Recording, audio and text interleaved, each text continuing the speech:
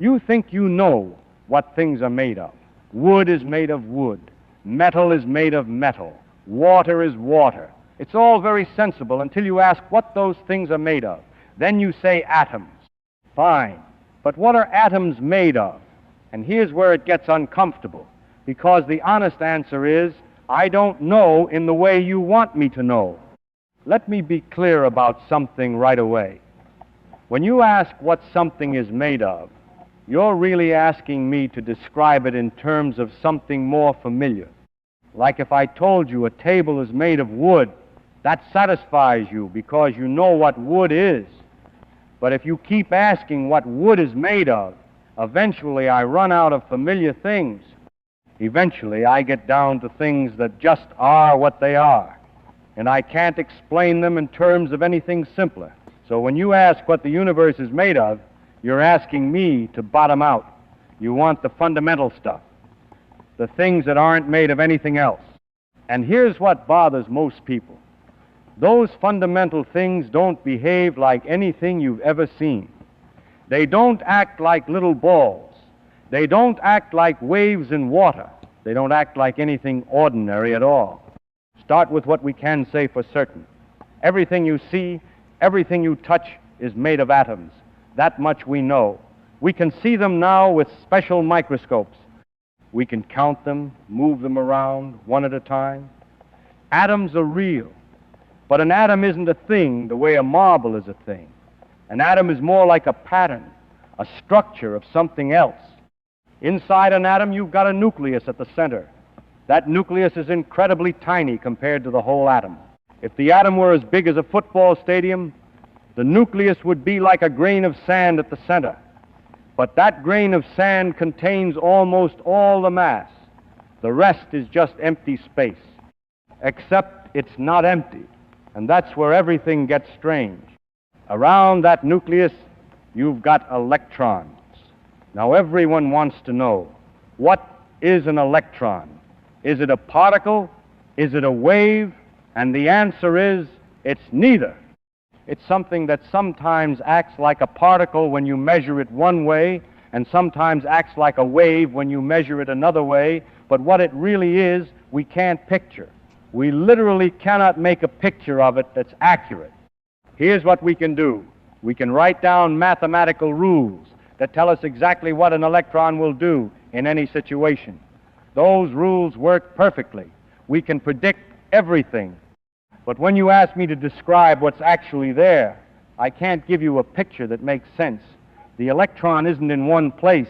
It's sort of spread out, but not like a cloud. It's there and not there at the same time. It's described by a wave function, which is a mathematical thing that tells you the probability of finding it in different places. The nucleus itself is made of protons and neutrons, and those are made of quarks. Quarks are held together by gluons, and here we are at the bottom as far as we know. Quarks, electrons, photons, gluons, and a few other particles. That's it. That's what everything is made of. 6 kinds of quarks, 6 kinds of leptons, and the force carriers. Fewer than 20 fundamental particles. And that's the whole universe. But what are those particles made of? Nothing. They're not made of anything. They're fundamental. They're the things that other things are made of. And when you ask what they really are, all I can tell you is how they behave. I can tell you their mass, their charge, their spin. I can tell you what forces they respond to. But I can't tell you what they are in terms of something more basic, because there isn't anything more basic. Now, here's the part that really bothers people. These particles aren't little balls sitting in space. They're excitations in fields. What's a field? It's something that exists everywhere in space and has a value at every point, like the temperature in this room. At every point in the room, there's a temperature. That's a temperature field. An electron is a ripple, an excitation in the electron field that fills all of space. A photon is a ripple in the electromagnetic field. So what is the universe made of? Fields. The universe is made of fields. There's an electron field everywhere, a photon field everywhere, a quark field everywhere. And when these fields get excited, when they have energy in them, that energy appears to us as particles, but the field is always there, filling all of space, even in what we call empty space. And empty space itself isn't empty. This is where it gets really strange. Even in perfect vacuum, with no particles, the fields are still there. And they're not quiet, they're fluctuating. Quantum mechanics says that even the lowest energy state has some jittering, some uncertainty. Virtual particles pop in and out of existence. The vacuum is full of activity we can't see directly, but we can measure its effects. You want to know what all this is made of? Space and time themselves might not be fundamental. They might be emergent, arising from something deeper. We don't know. At the smallest scales, smaller than we can currently probe, space might not even be continuous. It might be made of discrete bits, quantum units, or it might be something else entirely that we haven't imagined yet. Here's what we do know for certain. Everything behaves according to rules. Quantum mechanics and relativity tell us those rules. We can predict what will happen. We can build technologies based on these predictions. Computers, lasers, nuclear power, all based on our understanding of what matter is and how it behaves. So our descriptions work, even if we can't fully visualize what's happening. But let me be honest about the current state of things. We have two great theories. Quantum mechanics describes the very small. General relativity describes gravity and the very large. And these two theories don't fit together. They give different answers about what should happen in extreme situations, like inside a black hole or at the moment of the Big Bang. So we know our current description is incomplete. Some people think there's a deeper theory, maybe string theory, where particles are actually tiny vibrating strings in 11 dimensions. Maybe that's right. Maybe it's something else.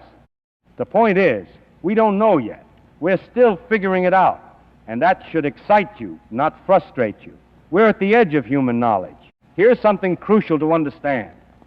When I can't give you a picture, when I can't describe what an electron really is in familiar terms, that's not a failure of physics. That's not me being a bad teacher. That's nature telling you that your intuition, built from everyday experience with big objects, doesn't apply at the quantum level.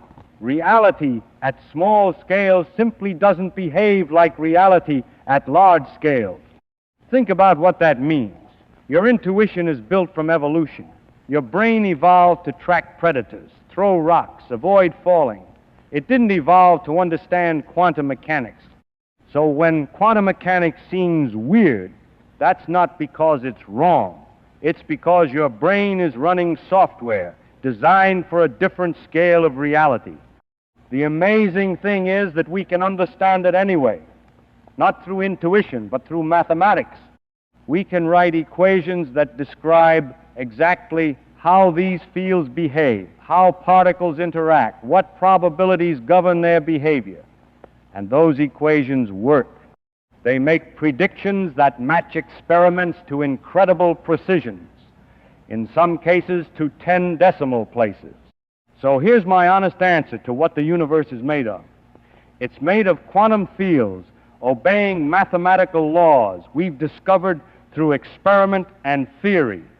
Those fields have excitations that appear to us as particles. Those particles follow rules that we can write down precisely, even if we can't picture what's happening in a way that satisfies our everyday intuition. And underneath all that, we don't know. Maybe there's something deeper. Maybe fields are made of something else. Maybe space and time emerge from some more fundamental structure. Maybe reality is computational, mathematical in nature, not made of stuff at all. We're still investigating. We're still looking. But here's what doesn't change. Whatever the universe is made of, it behaves according to laws. Those laws are discoverable through experiment. They're describable through mathematics. And they work the same way everywhere, as far as we can tell. That's remarkable. The universe could have been chaos, but it's not. It follows rules. You might find this unsatisfying.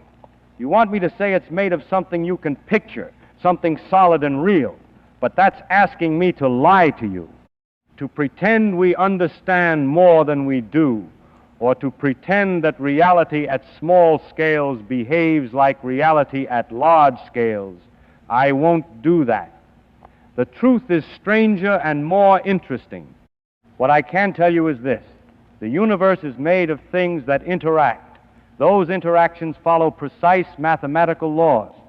Those laws allow structure to form: atoms, molecules, stars, galaxies, planets, life, consciousness. Everything you see is these quantum fields doing their dance according to those laws. And somehow, improbably, some arrangements of these fields became complex enough to ask what they're made of. That's you, your quantum fields asking about quantum fields. Atoms contemplating atoms. The universe trying to understand itself. If that doesn't give you a sense of wonder, I don't know what will. So when you ask what it's all made of, the deepest answer I can give you is, we're still finding out. We know more than we did 100 years ago. We'll know more in 100 years. But there will always be another question, always something deeper to ask. That's not a bug, that's a feature. That's what makes physics worth doing. The universe is made of whatever it takes to make the universe behave the way it does. And our job is to keep asking questions, keep doing experiments, keep refining our mathematical descriptions, and keep being honest about what we know and what we don't. That's science. Not certainty, but honest inquiry into what's really happening. And if you can't sleep at night because you can't picture what an electron really is, good. You're thinking about it the right way. You're feeling the strangeness of reality. Don't try to make it comfortable. Let it be strange. That strangeness is telling you something important about how different the world is from how it appears. That's where understanding begins. What the universe is made of depends on how deep you want to go. Chemists will tell you atoms. Physicists will tell you quarks and electrons. Quantum field theorists will tell you fields and excitations. And the honest truth is, we're not at the bottom yet. We might never be. But we keep digging, and every layer we uncover is more beautiful and more strange than the one before. That's what the universe is made of. Mystery on top of mystery, all following laws we can discover. Fields we can't see, particles we can't picture, interactions we can describe but not visualize, and somehow it all works together to make everything you've ever experienced. That's not just physics. That's the deepest truth we've found about reality itself.